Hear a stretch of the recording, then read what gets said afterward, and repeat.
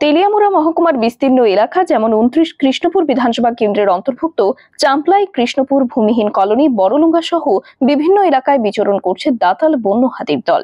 দীর্ঘদিন ধরে হাতির আক্রমণ ও তাণ্ডবে অতিষ্ঠ ওই এলাকার সমস্ত জনগণ। বহুবার এলাকাবাসী দাবি জানিয়ে আসলেও কোনো কাজ হচ্ছে না।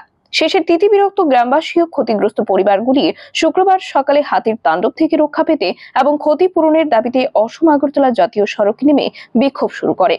এই খবর পেয়ে ঘটনাস্থলে ছুটে আসেন তেলিয়ামুড়া থানার পুলিশ এবং তেলিয়ামুড়া মহকুমা শাসক অভিজিৎ চক্রবর্তী। দীর্ঘ প্রায় 1.5 ঘন্টা ধরে চলে বিক্ষোভ। সেই বিক্ষোভে আটকে পড়েন খোদ ওই এলাকার বিধায়ক তথা রাজ্যের জনজাতি কল্যাণ মন্ত্রী বিকাশ দেববর্মা।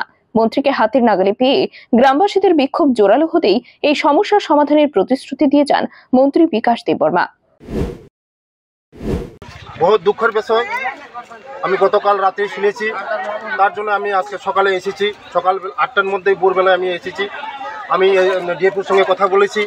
এটা হাতির যন্ত্রণা আজকে অনেক বছর ধরে আমি চেষ্টা করছি, আমি ক্যাবিনেটে তুলেছি এটা হাতির যন্ত্রণা নিয়ে।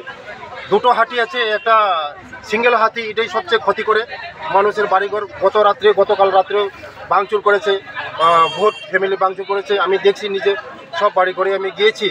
এটার জন্য সলিউশন ডিএপু সাহেব ওই সিঙ্গেল হাতিটা রিকভারি করার জন্য, রেস্কিউ করার জন্য এটাকে ধরে আমরা মঙ্গিয়া কামিতে ধরে রেস্কিউ করব।